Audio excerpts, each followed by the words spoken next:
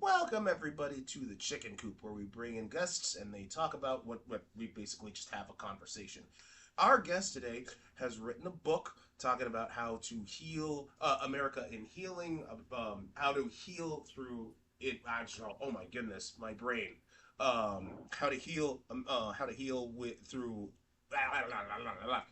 How to. Oh, jeez, my English. I am so sorry. No Um, problem. She's a licensed psychotherapist. She's a psychotherapist. Been practicing for a while now. Phyllis Leavitt. Now let me introduce you with the ceremonial. And with that being said, please tell us about your book because I clearly cannot English anymore. Okay. Well, thank you. I wrote a book called America in Therapy, A New Approach to Hope and Healing for a Nation in Crisis. And the whole premise of the book is that the real healing comes from healing our mental health. And that what we're suffering from is a very marked and somewhat threatening and scary decline in our collective mental health that allows us to treat one another in a way that none of us would ever want to be treated ourselves. And that's a mental health issue. And we've been kind of programmed to believe it's a partisan issue or an ideological issue. But in my view, it's a mental health issue. And I'll just say it in one quick sentence, and then we can talk more about the specifics that you're interested in. Mentally healthy people don't kill each other. Mentally healthy don't hate each other. Mentally healthy people have a commitment to resolving conflict, which is a normal part of human existence. Mentally healthy people have a commitment to resolving conflict without hurting themselves or other people. And if they really can't resolve conflict, they do their best to leave each other alone in peace. Um, Mentally healthy people support each other's greatness. They don't starve them or exploit them or commit injustice based on someone's race, religion, gender, economic status, etc. And these things are really quite obvious and then not, because somehow we've allowed ourselves to believe that we can do to other people things that we would never want to have be done to us because somehow might equals right, or we're superior, or we have just grounds for mistreatment, or whatever it is. So my book is really about the diagnosis from a psychological point of view. How could we take what we know from the world of psychology and healing our mental health the best we can? How could we take that to national conversation? How could we implement some of the tools that actually help people heal and break the cycles of abuse and neglect in their own lives? How could we bring that to a nation? Because we're a nation of individuals. Um, and then a real quick thing I'll say, and then please jump back in, is from years and years of working with families and individuals and children and couples, most psychotherapists today are really steeped in family dynamics, and we understand because of our training and our experience. And I didn't originate this. I learned this, and then I learned it more in my practice that we're all part of a family system. Whether you're working on yourself or you're working with your spouse or you're in family therapy with your children, we're all conditioned by the role models and the beliefs and the expectations of the families we live in, and we bring those that conditioning to our adult lives. And if we've grown up with abuse and neglect, or emotional dysfunction, or some kind of addiction, or rigid boundaries, or things like that, we tend to bring those wounds into our adult life and play them out. And that's part of what's going on in our country today. But let me just add real quickly, the last thing I want to say here and is an intro is that my book is about how do we heal? Not how do we blame, but how do we heal? Understandable, yeah. No, I was actually gonna. It's an interesting thing because um, because when you're talking about like one of the things, first of all, like mental health in this country really should be addressed. I wholeheartedly agree with you on that. It's so weird how we stigmatize, Right, mental health. Oh, you right. just can't handle the job. I'm like, dude, fuck you. No one can handle, like, everyone's got a breaking point. Get out of here with that. And Mm-hmm. two, this was something that was touched up on because I used to lecture for UCSD, and one of the training things that we went through actually talked about um, unconscious bias and how to Right. address that. And I'm just all like, wait, I have an unconscious bias. So when you're talking about like, oh, we have this family learning thing, and like what we learn from the family trickles down to us, same emotional patterns, da, da, da, da, da, da, da. Right. And I'm Right. looking in and I'm looking inward and I'm like, oh wow, okay, I didn't think I had that kind of like oh god, if I'm driving down the road or something and like someone's not and someone has their blinkers on, like, you know, first thought, oh, that driver's definitely Asian. You know what I mean? Like something like that. So when I'm thinking like unconscious bias, I'm like, what? Okay, now I have to like try to better myself in terms of learning that. Don't get me wrong, like and I say this purely for transparency's sake. Like some of the like if I'm gonna like go the stereotypical route, it's purely for comedic purposes. That's it because I'm one of the head comedy writers for our animated content. Oh, But in terms of like, but that's comedy. Like I will still wholeheartedly say like, no, mental health is a thing. Burnout is real. People need to like just talk to others. right. Right. And yeah, like I,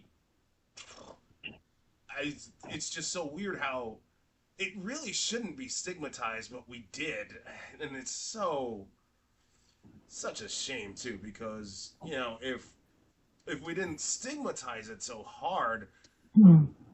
I, we would there wouldn't be I don't think there'd be like like the times wouldn't be as divisive as they are right Right. now. Right. And I think it's a couple of things. I think the stigma is a little bit less than it might have been when I grew up, but it's still very, very widespread that looking for help from other people for your emotional state of being or some of your issues like addiction or people pleasing or workaholism or rage or withdrawal or failure to thrive in some way in your life or an inability to express your creativity, all of these things, that it actually takes courage to get help. And the interesting thing to me is that we don't have a problem going to a car mechanic if our car doesn't work. We don't have a problem going to the computer expert if our computer breaks down or shuts down. But for some reason, when people have difficulty, and we don't even have trouble going to the doctor if we're in pain in our body, but if we're in emotional pain, for some reason, we're still believing that's a sign of weakness and we should be able to pull ourselves up by our bootstraps and get on with it and look good. When in fact, my experience is that I think the average person actually is suffering from something. Most of us had some difficulties growing up, whether it was in our own homes or our communities, or it had something to do with our gender or our race or our economic level. I don't know anybody who didn't suffer something that they're trying to cope with. And some of our coping mechanisms are not helpful. They're just the best we know how to do to survive, but they don't actually help us, and they don't actually help us relationally with other people. Hmm.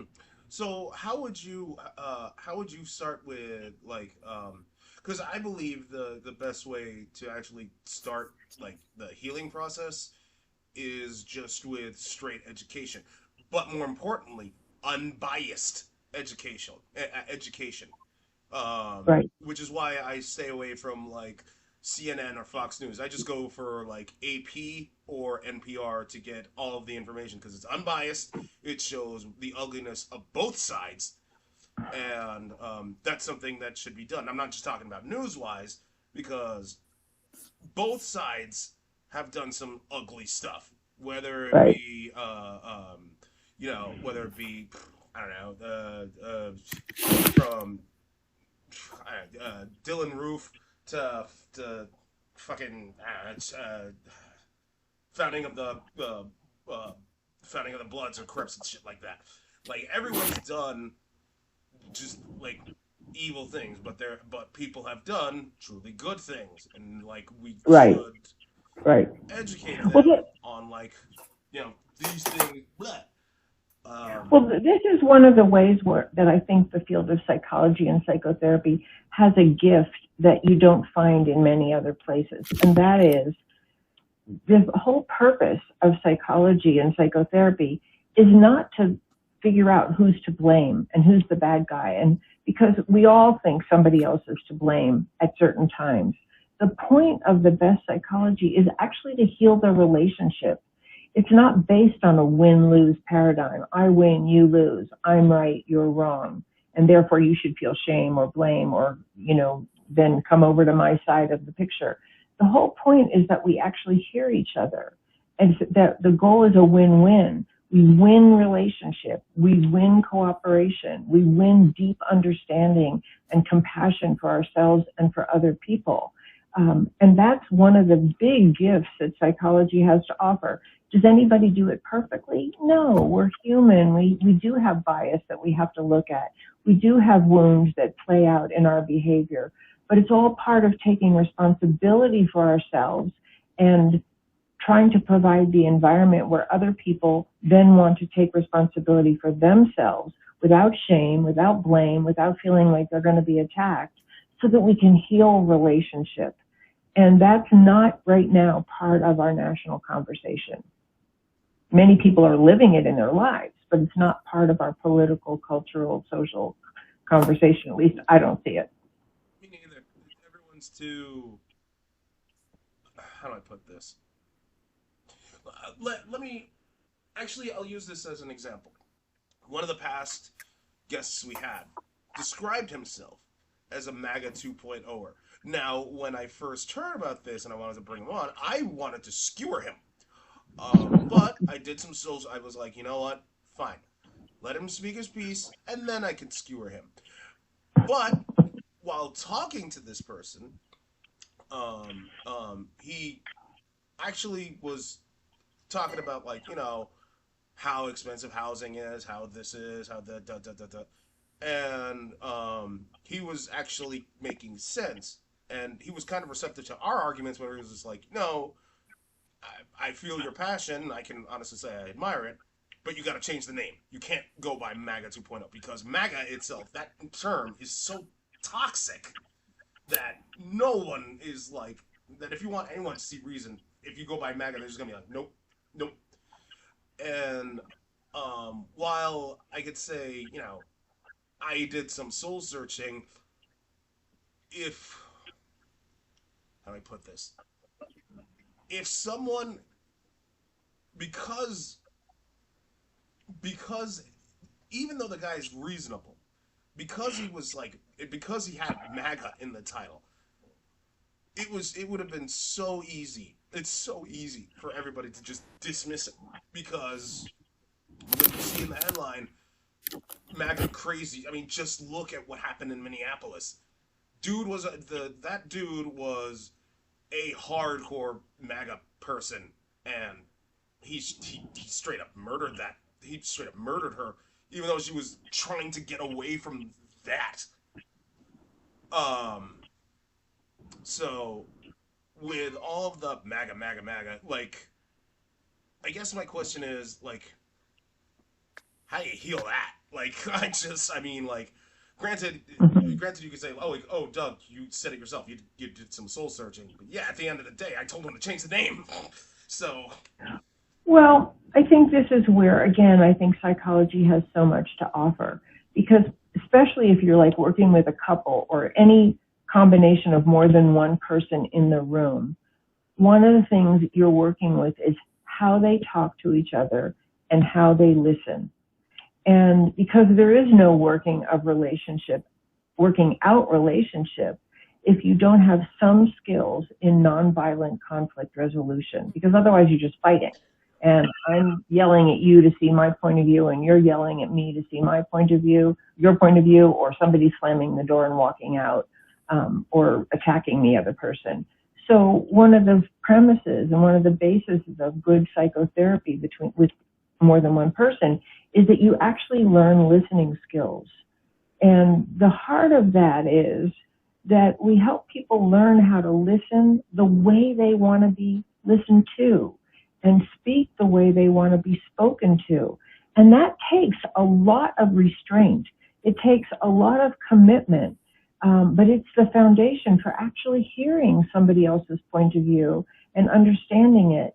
And so that's one of the things that we really need, like in Congress and in all of the levels of government, is a commitment to actually use nonviolent communication skills and practice them and tolerate the distress of people disagreeing with you, and still staying in relationship with them with the goal of coming to some kind of resolution, or again, leaving each other alone in peace if there's nothing else that can be done. But more can be resolved with those skills than the average person would like to think, if the willingness is there to actually sit at the table and tolerate hearing a different point of view. But one thing I really want to add to what you're saying, because I think it's so powerful, and I don't know how many people know this, but there are organizations that actually bring people that identify as Democrat and people that identify as Republican or red and blue or opposing parties, bring those people together and help them actually sit down and listen. And one of those organizations is called the Braver Angels, and I think they're all over the country. And that's exactly what they do. And what they have found is that when people come together from very opposing political points of view or ideological points of view, when they actually learn how to listen to each other, they find that they're not very far apart. Kind of like what you were talking about the person you talked to. When you talked to him, he didn't sound unreasonable. He was concerned about the same thing that somebody on the other side of the aisle might be concerned about. And so that listening skill is a very, very important part of therapy. It's a very important part of healing, and I think it's a very important part of culture and politics and conflict resolution that we could enact and bring to our higher levels of government and community and business and education if we wanted to, if we understood the incredible value of not waging war, of actually coming together and feeling a bond with each other and working together for our mutual good. And sometimes I know that sounds like Pollyanna or pie in the sky, but isn't that what we strive for in our homes, with our partners, with our children, in the workplace? Isn't that what we all want, is to work in an environment and live in an environment where people are actually listening to us and we listen to them and we do our best to work it out? Go ahead, yeah. Robert. I was going to say, going by that, it's like I feel like part of the mental issue stuff on there is definitely there, but I feel like as we stop going past individualistic to collective too easy. That's what you're saying. Like, talk to the individual. Like, when you talk to individuals, it makes sense because you're both on the same thing. But once you take that out and you like, oh, this one, like Doug said, Asian driver cut me off. No, this individual woman who happens to be Asian cut you off. But you start being like, it's a collective. All Asians cut me off.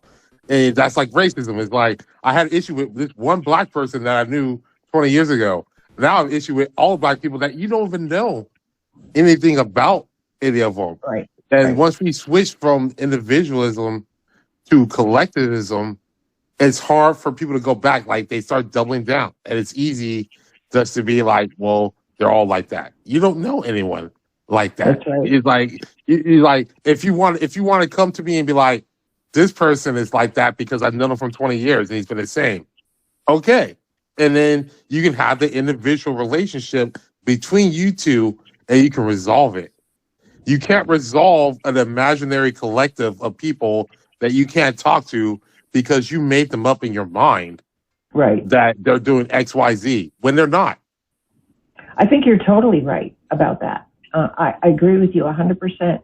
And I think that's one of the signs of our declining mental health, is that we're so quick to just categorize people instead of seeing them as individuals.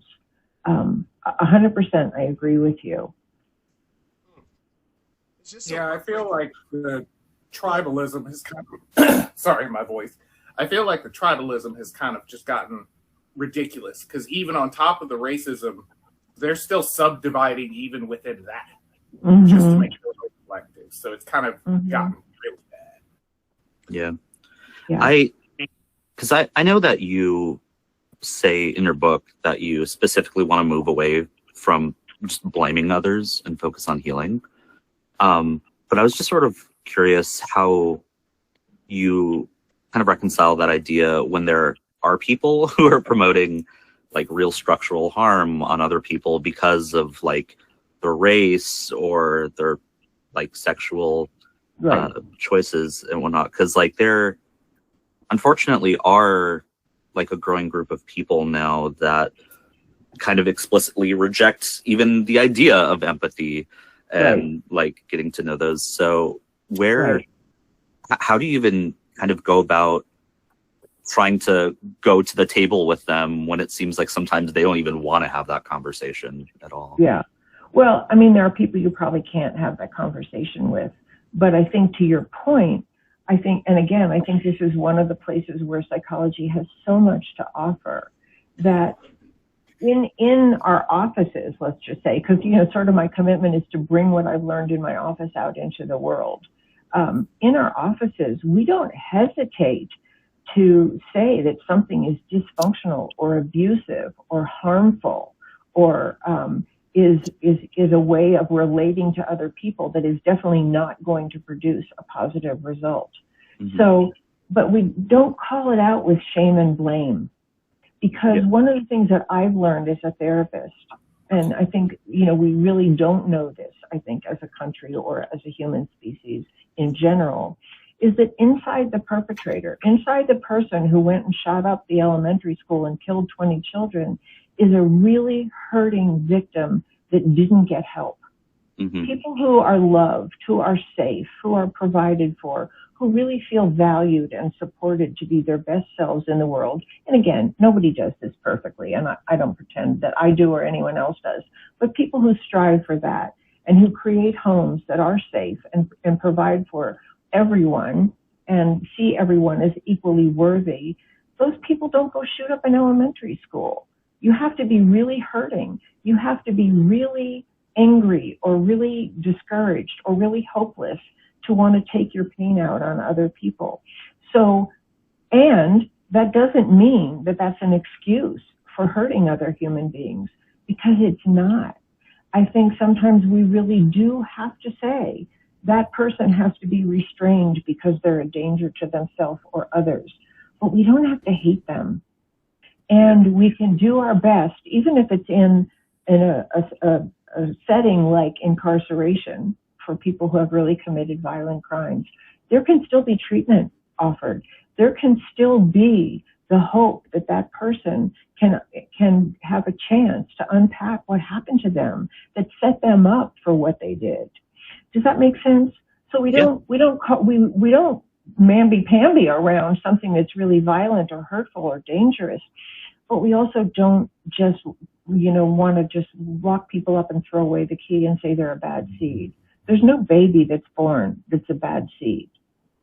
Something happens to people.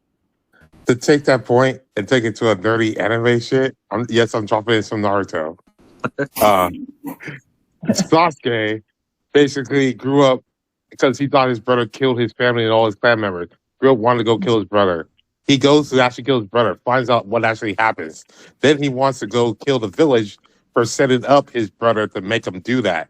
And then he got set straight, and now he's protecting that village.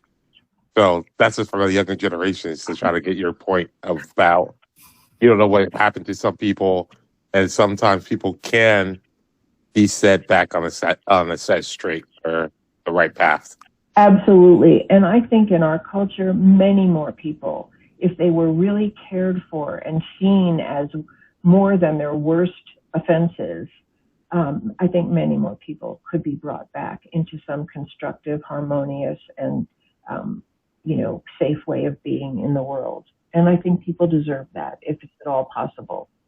I think some people do deserve that, but I also think that some people definitely burn paths the amount of chances of actually learning, and that's just their personality. And like, I'm just trying to say, like, yeah, there's some people that can be saved, but I think you have to be realistic that there's some people who can't. I agree. I think there's some people we just don't know how to help. And I think we have to make our best evaluation of what that is in order to keep the rest of society safe. I agree with that.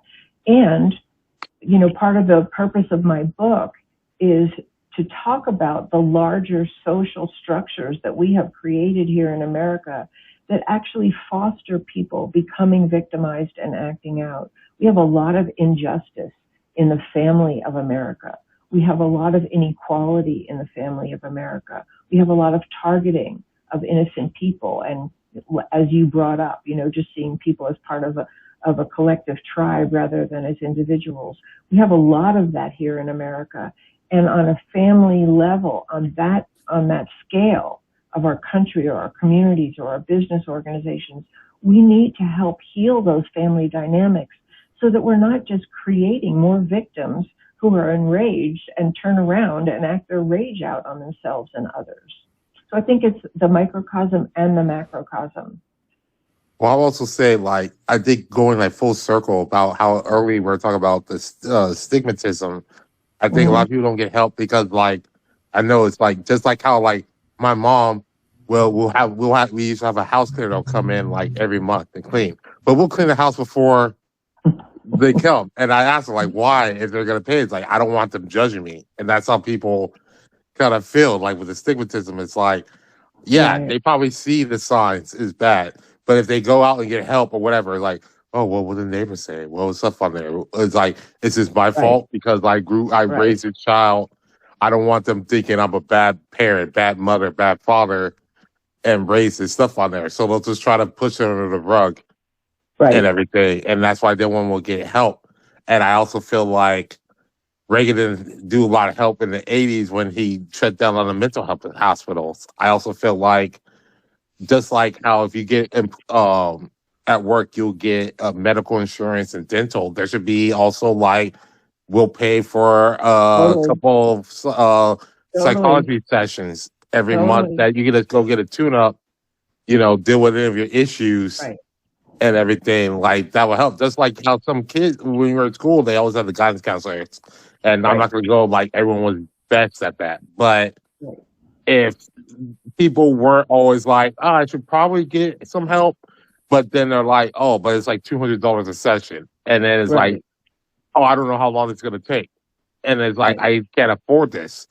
And Right. people just get free, and it's like they could go there. Maybe they can get some insight of going on the way. And maybe they don't need to keep going to session. Like sometimes you're just so, everything's so repressed that you don't know Yeah. how to pack it. And then you Right. find out like, oh, well, most of the stuff is issues with my abandonment by my father, or how felt I was treated by my mother, or all that stuff on there. And you go and talk to them.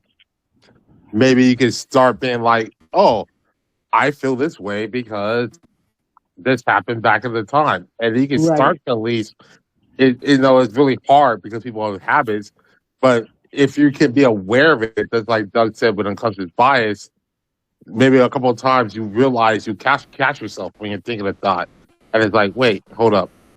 Maybe it's not it. And you went on the scenario and it wasn't that, you know? And you get enough of that stuff happening where you just be like, maybe every time this happens, I don't have to be on edge all the time. Mm-hmm. Well, I think you make some really good points, and they speak to what I'm saying about the family of America. Because what we don't invest in is people. We invest in guns, we invest in technology, we invest in bombs, we invest in, you know, high profile whatever, making a big impression, having lots of control and influence. We invest in almost everything except people and families. And I mean on the national level, where's the commitment to use our tax dollars to provide therapy for everybody, regardless of their income level, to provide better resources for families so they're not struggling and under so much stress, that they bring it home and maybe take it out on their spouses or their children, or they drink too much because they can't handle the pressure that they're under. These are the things that we look for in an individual family. Are we taking care of each other? Does everybody have what they need to the best of our ability to provide it? So I totally agree with you on that. Like, we really need to provide that. And the other piece of that, which I would love to see, and I know some of what I say sounds like Pollyanna and it will never happen, but what if we had leaders that said, you know, I worked on my stuff. I had some issues in my childhood and I worked on them and I became a better person. I became less prejudiced, or I became less angry, or I became less dominating. Or even if they didn't say that they went to therapy and worked on something, what if they said, you know, I made a mistake. I shouldn't have voted for that bill. It actually really hurt people. And now I'm going to try to go back to Congress and repair the mistake that I made. What an amazing role model that would be for everyone in the family of America, for our children. So yeah, I 100% agree with you. And thank you for sharing that. I really appreciate your input. I was going to ask this, or rather, how do I put this? Because I was kind of hesitant about wanting to ask you this question. But like, Robert kind of made the point of like, oh, I can't afford to go see a psychologist, so I'll just go for the free one. Or worse, how do you combat like those people? What I mean by that is, like, let's say you're hurting and you don't know where to turn, and if I'll just use myself as a hypothetical. I'm hurting, I don't know where to turn, I'm lonely. All of a sudden, I get roped into that red pill nonsense with like fucking Andrew Tate, and I'm so thankful he got his ass kicked in that boxing match. Fuck that misogynistic prick. Anyway, but like I don't know who he is, but anyway, go ahead. Long story short, this guy, first of all, he's under investigation for sex trafficking. Second, he hates women. Third, he wants to be like, oh, the man has to do everything, and the women should just know their place, etc., etc. That kind of toxic nonsense, like, and that what he promoted, he's arguably the poster child for what's known as the manosphere, or rather, just places that you get bad advice in general. How do you even like? How do you start? How do you combat that? Because like, no matter how much people said, "Oh, just don't listen to his platform," people did, and they still do. And Well, people do because he gives them an escape. It's an easy escape out where it's like shit's not going your way. It's the women's fault. No, Yeah. I Like hate that's this. basically how he goes on there. Oh my It's god. like why it was like, why are you not struggling up with women? Because women need to be taught how to do it. You need to No, get they in the gym, fucking don't. get Like, fucking okay, big, and fucking put them in a place. That's how he fucking gets these people who are just might be introverted. They might not have a good, like you said, family dynamics. Maybe they didn't have a good family that loved him, so he doesn't know how to express love. Well, a So lot of he them has are a hard kids that are time. undeveloped, so they don't even have the full mindscape, and they fall under his influence. Yeah, exactly. So there's such charlatans preying on these weak points of people that's like you said, you could talk to them. You could be like, hey, what are you trying to do? Like, you want this? Like, well, maybe you should find their interest stuff on there. No. She wouldn't go to prom to me because she didn't know who I was, and I stalked her for a year and I sent her a note, and all of a sudden she rejected me, and now I'm on the manosphere getting fucking huge, blaming all women because they're whores. That's how he sells it. sorry, like I was livid. Like I am. Oh, Yeah, you see how it gets on your skin. Like the people who know what's up oh. and have the proper thing and can see through it, you can easily see through it. But the people who don't, the people who don't have those like social nets around them, that someone could be like, hey, this is not exactly what's wrong. You're looking at it a different way. You got this Right. charlatan coming in. Hey, nothing's wrong with you. You're perfect. What's wrong is these other people. Do you want to speak to that, Dugam. I don't know how you say your name. I'm sorry. Is that how It's you say your fine. name? Most people call me Doug. It's just Oh, I Doug. can't Okay. stand that kind of mentality whatsoever. Because I can honestly say, like, growing up, I was a nerd, socially awkward, and the family unit that I was with, yeah, I wasn't perfect, but like one day I just looked at myself like, yeah, no, I'm going to somehow change that nonsense, and I did it on I did it on my own, but like um I wish I could say I went to a professional psychologist or but like at the end of the day, if I were growing up like around now and I saw the manosphere, I'd still nope, I still wouldn't. I'd still It's a bad, Doug, Yeah. because just like you, I grew up like nerdy, all that stuff on there. I never really drunk until I got to college at 18. Just did kind of LAN parties, all that stuff, right? But what I did when I decided to go to college was like, I saw like, hey, what I'm doing right now is not necessarily working. I need to actually open up. And I went more like, you know what? I'm going to say yes to this party, even though normally I would say no because I just want to be alone, right? Go there. And I found, talk to people. And then all of a sudden, have all these friends. I didn't need someone to be like, the reason I didn't do it was because of this ex. No, the reason I didn't do it was because I knew myself was I didn't want to open myself up because I was afraid.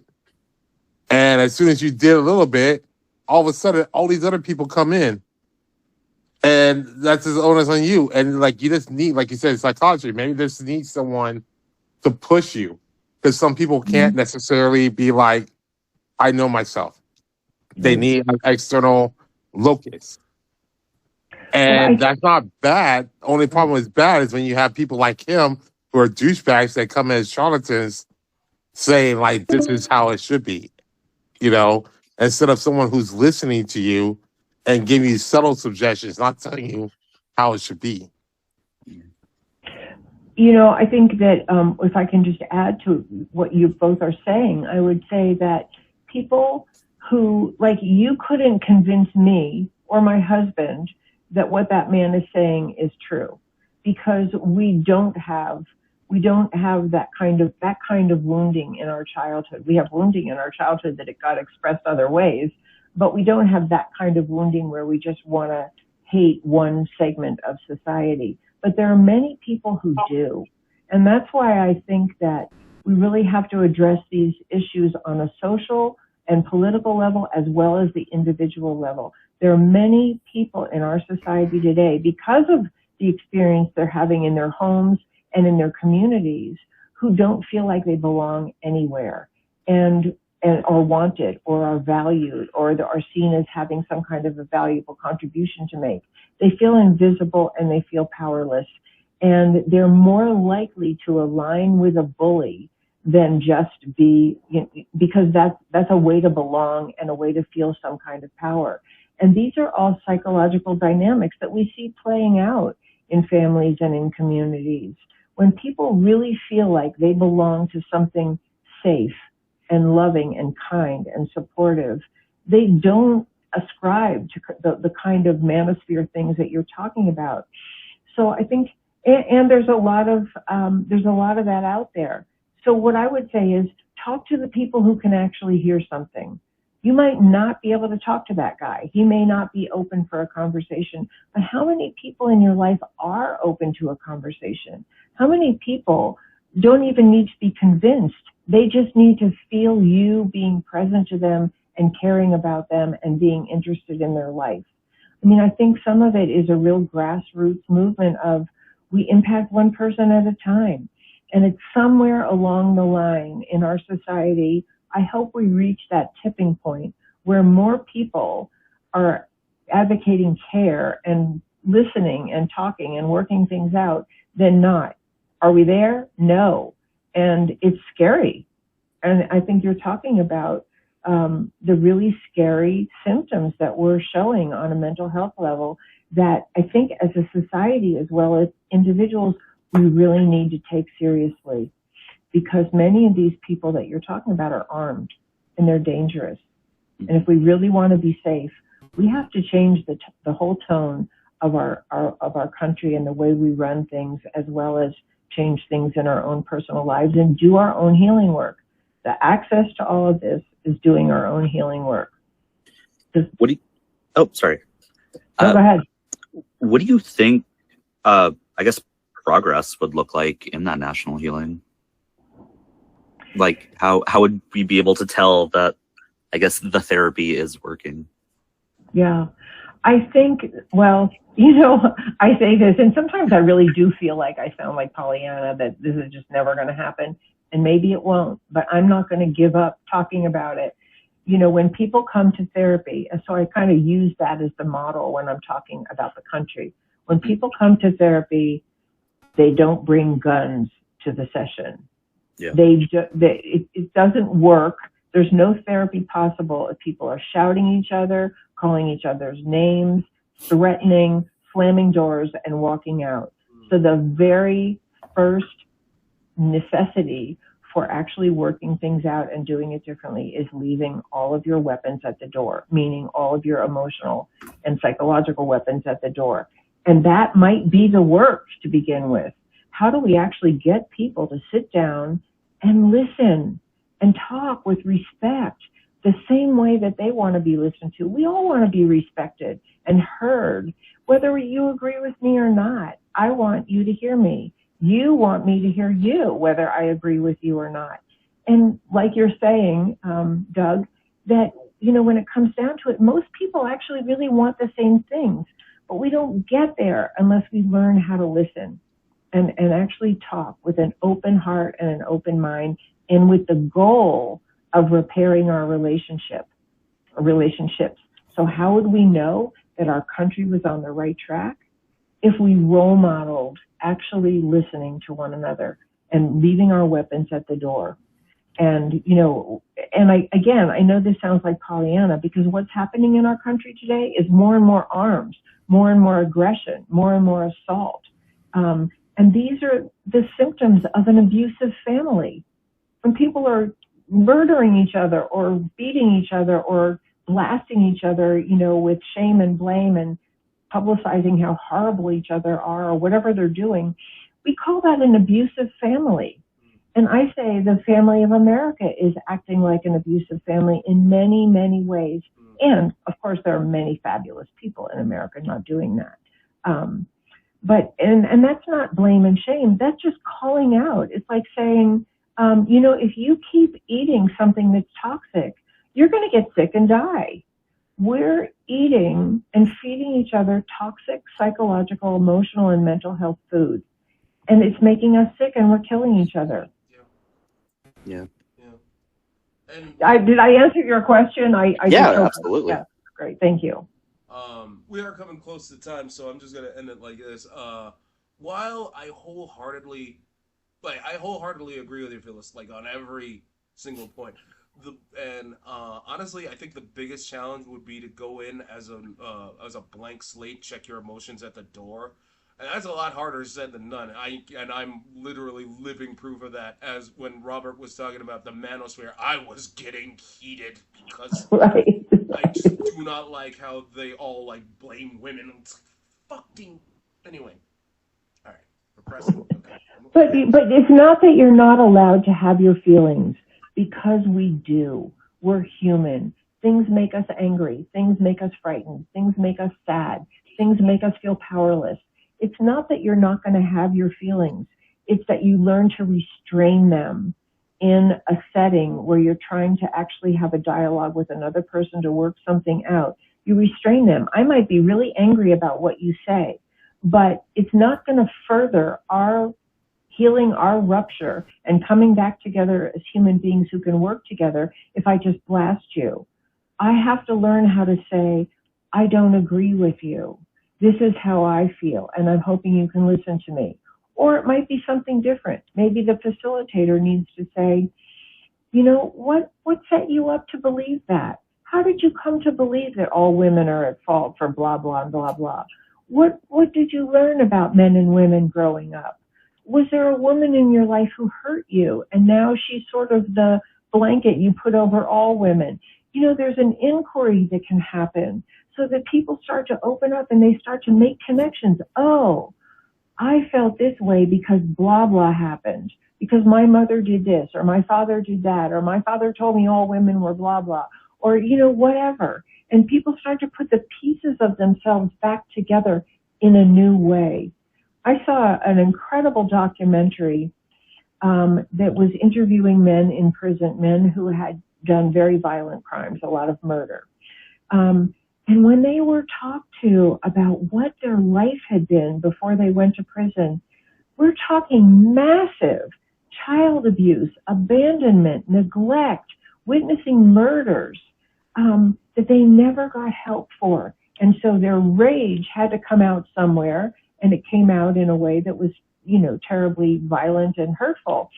But are they bad people at their core? No, they're really hurting and in pain.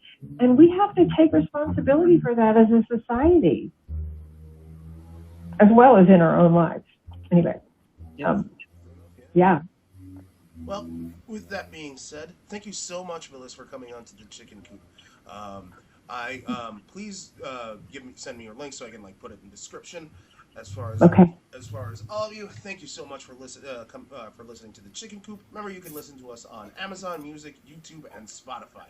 You all take care. Later on.